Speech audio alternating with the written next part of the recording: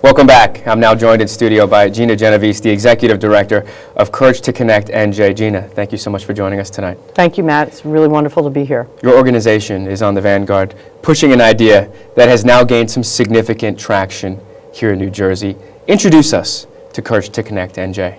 Courage to Connect is a nonpartisan nonprofit that we found in 2010 to educate the public about home rule, about the structure of New Jersey, and about the powers that they have to change it.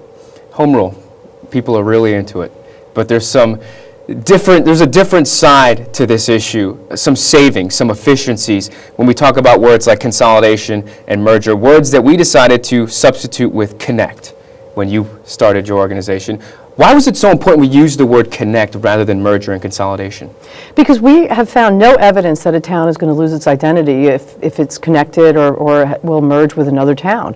And we felt that if we use the models of Colonia and Ocean Grove and Short Hills, that people would start to understand that it really is a connected community. And these are decisions that are vested in people.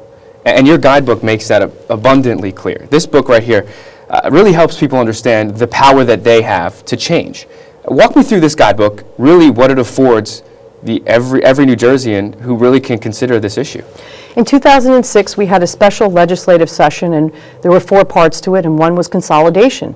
And from all those discussions down in Trenton, they had laws in 2007 that allowed local officials as well as residents to start the process of municipal consolidation in New Jersey.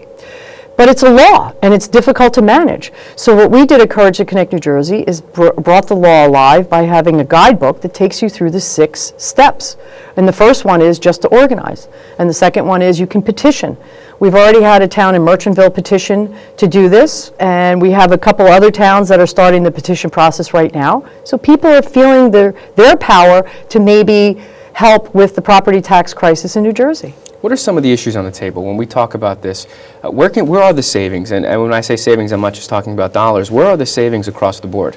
One of the problems in New Jersey, which is another reason why we exist, is that we feel the 2-town model is just not enough. We've had Sussex, Wantage, and the Chesters, and the Princetons, and 2 towns is not the model for the future of New Jersey. We need more towns in the mix. So when you start to put in 4, 5, 6 towns, you're going to start to see the savings that we have said will come from consolidation and the economies of scale. And not only that, Matt, it's going to make your town stronger.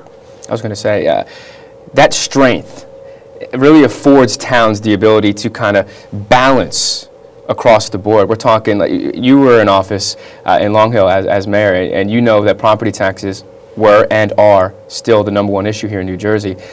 We have an ability to kind of get them under wraps potentially if we take a really expansive look at the problem, do we not? Or is that another one of these misconceptions out there? Yes, it's been thrown around regionalization or even county form of government, but I think New Jersey loves their local form of government. The idea is that it can't be under 10,000. It has to be of a size where we can capture the economies of scale and also offer the fantastic services that we do. And another thing I want to emphasize is you're on the outside. And I think that's really important to this discussion because a lot of people feel like they're being pulled in one direction. People call you, and you come in and you provide that education. Since you began this, how important has that aspect been, and really how has that helped you gain traction in this debate moving forward? We always felt it had to be organic from the people. So we have people call, and what they do is they can set up a presentation, and then they just introduce us with how important this issue is to them. But the astonishing thing, Matt, is all the elected officials that have reached out to us. And they need a place to have the conversation, to start to talk about how they can do it.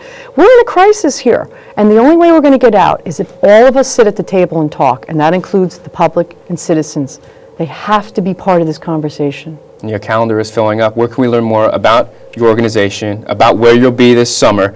And I know you have some events coming up in this area relatively soon. CourageToConnectNJ.org. And you'll see the calendar. You'll learn more about the programs and about what you do. Gina, thank you so much for coming in and spending some time with us, and we wish you the best moving forward. Thank you, Matt. All right, everyone, stay with us. Up next, we'll take a quick look at some of your top news this evening, plus a look at your top sports headlines after this.